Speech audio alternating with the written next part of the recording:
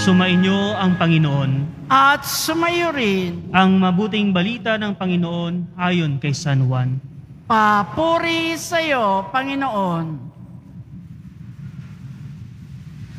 Noong panahong iyon, nakatayo sa tabi ng krus ni Jesus ang kanyang ina at ang kapatid na babae nitong si Maria, na asawa ni Cleopas. Naroon din si Maria Magdalena. Nang makita ni Jesus ang kanyang ina at ang kanyang minamahal na alagad sa tabi nito, kanyang sinabi, "Ginang, narito ang iyong anak." At sinabi pa sa alagad, "Narito ang iyong ina." Mula noon, siya'y pinatira ng alagad na ito sa kanyang bahay. Ang mabuting balita ng Panginoon. Pinupuri ka namin, Panginoong Heso Kristo. Magsiupo muna po ang lahat.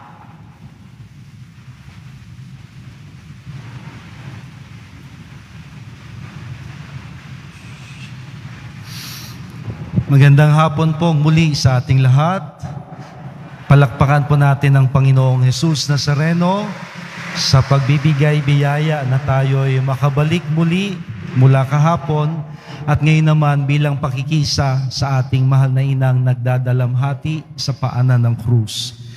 Magkasunod po ang kapistahang ito dahil meron pong isang kasabihan, very common expression that sa tagumpay ng sinumang lalaki, laging nandoon ang tulong at ang gabay ng mga babae.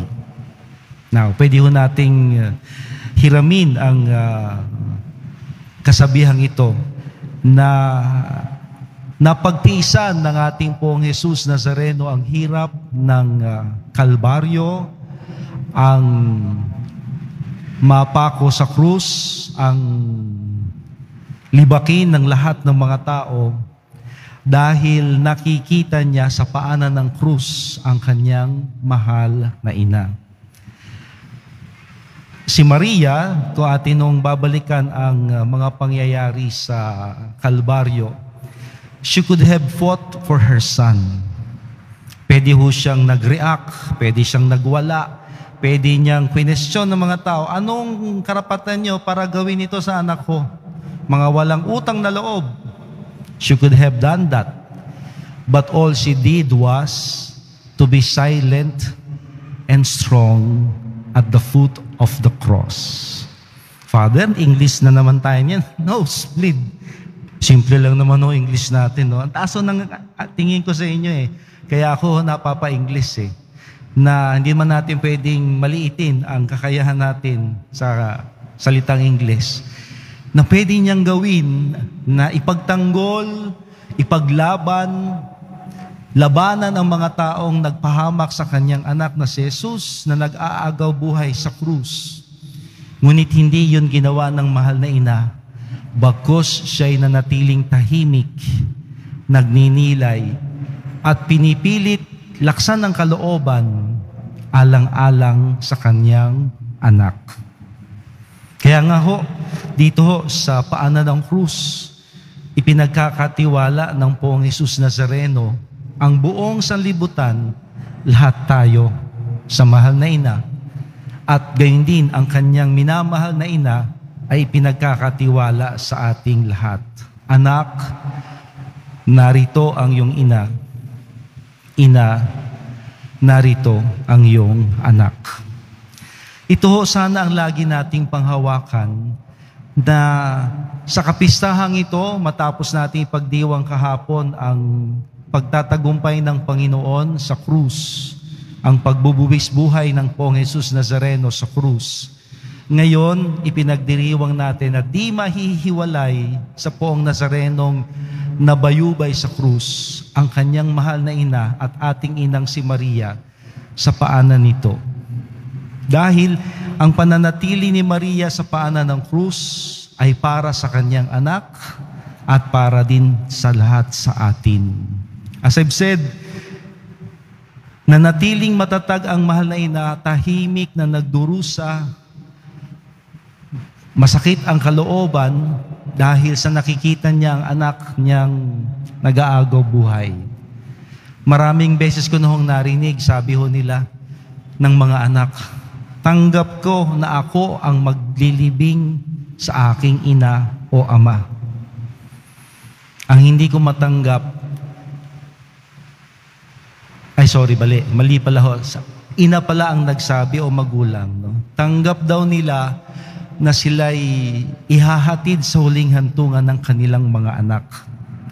Ang hindi nila maatim, di nila matanggap, sila na nagluwal, sila na nagpalaki, sila na nag-aruga sa kanilang mga anak, sila pa rin ang maghahatid sa kanilang anak sa huling hantungan. Kinaya ho ito ng mahal na ina para sa ating mahal na poon na kanyang kaisa-isang anak at para sa ating lahat na kanya ring mga anak. Now, ano ho ang magandang aral nito para sa atin? For now, 3 ho ang nakikita kong leksyon o aral. Una, sana ho'y magkaroon tayo tulad ng ating mahal na ina ng kakayahang manatiling panatag, tinatanggap, palagay sa anumang paghihirap. Yung iba ho, medyo extreme. Nagpa-pass out pag nakakita ng dugo. Diba? May kilala kayong ganyan. Nakakita lang ng duguan, sila mismo nahimatay. Well, it's a physiological condition. No. Sadyang siguro ho'y mahina yung kanilang naturalesa. O yung iba, umiiwas sa gulo. Ayaw ng gulo. Gusto status ko, tahimik. Ayaw ko ng gulo. Ayoko nang may nag-iingay, nag-aawayan. Pero ho, sa pananatili ng mahal na ina sa paanan ng krus, tinuturuan niya tayo na tayo'y maging matatag at matyaga na makiisa sa paghihirap ng iba. Kaya ba natin yun? Minsan ho, dumarating sa atin, Lord, kunin mo na nanay ko, hindi ko na kaya. Kine-question ko ang mga ganong kaisipan.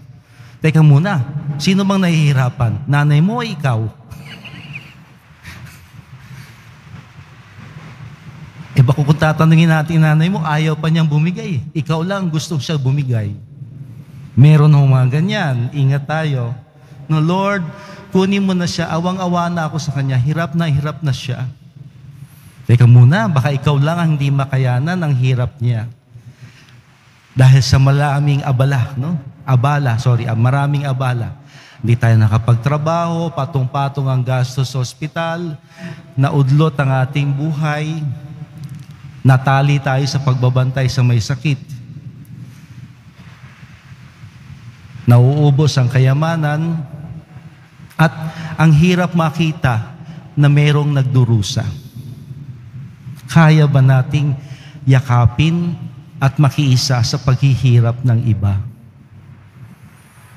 Marami ho tayo nakikita ngayong kahirapan through the internet thanks to technology. Kaya lang, ang tanong, ano ang dating nito para sa akin? Hanggang awa lang ba? Scroll na naman? Nag-text ako ng konting message, wawa naman siya. Good luck. No? I'm praying for you. Scroll na naman. Sa tingin ko ay mababaw. Kasi itinuturo sa atin ng mahal na ina, pwede ba tayong manatili na samahan sila at makiisa sa kanilang paghihirap? Wala siyang ginawa, nanahimik lang ang mahal na ina. Ngunit para sa kanya, sapat nang ako ay nandirito sa paanan ng krus upang bigyang lakas ang anak kong nakabayubay sa krus. Kaya ba natin yon? Sana ho kayanin natin. Kasi una sa lahat, bago pa ang ina, ito ho ang ginagawa ng Panginoon. He could have laid down the cross already for us. His cross is done. Ngunit patuloy niyang pinapasa ng krus dahil sa atin at para sa atin. Alam ng mahal na ina, ito ang tadhana ito ang misyon ng aking anak. Kaya't sasamahan ko siya hanggang sa kanyang huling hininga ng walang pagtutol, bagkus buong pusong pakikiisa. Kahit masiran at mayurakan ang kanyang kalooban, na wala siyang magawa habang nakikita niya ang kanyang anak na nag-aagaw buhay. Ngayon ho, ang dami nating palusot dami nating excuse. Baka ngayon hawak yun Ayaw nyo nang makinig. Silipin, baka merong message. Scroll.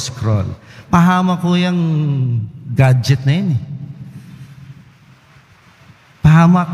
Pasensya na ho Kasi dahil dyan, nababaling ang ating pansin at tuon sa ibang bagay na gusto natin maliban sa sitwasyong kinalalagyan natin. Ito ang tinuro sa atin ng mahal na ina na sa sitwasyon ng paghihirap ng kanyang anak, hindi niya iniwan si Jesus, na natili siya hanggang sa kamatayan. At hindi lang hanggang kamatayan, binalikan hanggang sa muling pagkabuhay, hanggang sa pumanik ang Panginoon sa kalangitan. Kaya sana ho, lahat ho ng mga makakaiwas, makapaglalayo ng ating atensyon sa mga naghihirap, namomblema, o bagay na mahirap para sa atin, huwag takasan, huwag agad itigil, huwag iwasan. Confront, face the reality, stay behind, manatili, at maging inspirasyon natin ang mahal na ina na nanatiling tapat hanggang sa pagkamatay ng ating Panginoon. Ikalawa, sana po ang kapistahang ito ay magbigay din sa atin ng inspirasyon na dahil sa pakikiisa ng kanyang ina sa ating mahal na poon, tayo na ipinagkatiwala ng Poong Jesus Nazareno sa kanya, sinasamahan din niya. Sinasamahan niya. Ako ay deboto ng mahal na ina ng laging saklolo. At ako'y naniniwala na walang puknat, walang tigil, walang humpay ang pagtulong ng ina sa ating lahat dahil tayo'y sinasamahan niya. Ang tanong, sinasamahan ko rin ba ang mahal na ina sa pagsisikap na maging tapat sa kanyang anak na si Jesus? O ito'y gawain lang ng mahal na ina sa atin, udyok ng kanyang pagmamahal at pagtupad sa pangako at tagubilin ng kanyang anak na si Jesus? Sana ho tayo na pinili ng mahal na ina na maging kanyang mga anak, piliin din naman natin siyang ating maging ina. Ina na laging lalapitan sa pasasalamat, ina na laging hihinga ng tulong upang tayo saklolohan, ina ng laging saklolo, ina na maglalapit sa atin sa Panginoong Jesus. Alalahanin ho natin, hindi maihihiwalay ang mahal na inang si Maria sa paanan ng krus. Hindi inihiwalay ni Maria ang sarili niya hanggang ang Panginooy lagutan ng hininga at hanggang siya'y makabalik sa piling ng Ama sa kalangitan. Sa makatwid, kung meron hong maglalapit, tiyak sa atin, sa ating mahal na poon, ang mahal na ina. Kahit kung meron ho tayong dasal sa Kanya, samahan mo kami, mahal na ina. Ilapit mo kami sa iyong anak na si Jesus. Samahan mo kami, mahal na ina. At ilapit mo kami sa iyong anak na si Jesus. At ikatlo, sa pagpananatili ng mahal na inang nagdadalamhati sa paanan ng krus, tayo'y tinuturuan niya na sana'y tayo rin maging tagapagpagaan ng paghihirap ng iba. Hindi magandang ang ina lang natin ang pahihirapan natin para tayo tulungan. Pwede ba rin nating tulungan ng mahal na ina upang matulungan din niya ang iba sa pagtulong natin sa kanila? Kanina ho may kausap ako, sabi niya, Father, pasensya na, pero parang naisip ko nakapagdamot ako. Hindi ko nabigyan yung humihingi ng tulong. Bakit ho? Kasi meron akong binili na gustong-gusto ko. Simpleng bagay. Simpleng bagay, di ba? Maliit na bagay, palalaki na naman ni Father.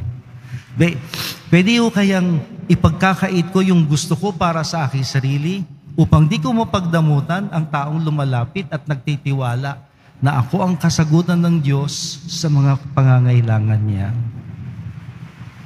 Ito ho ang ginawa ng mahal na ina para sa atin at para sa kanyang anak na si Jesus.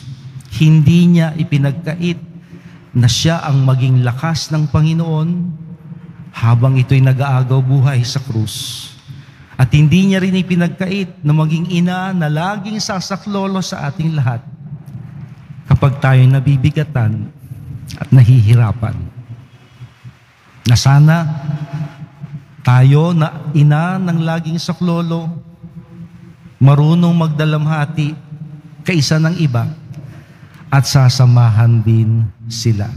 Tutulungan din sila tulad ng ginawa niya sa kanyang anak, ang Poong Nazareno, at sa ating lahat na tinuturing niyang mga anak.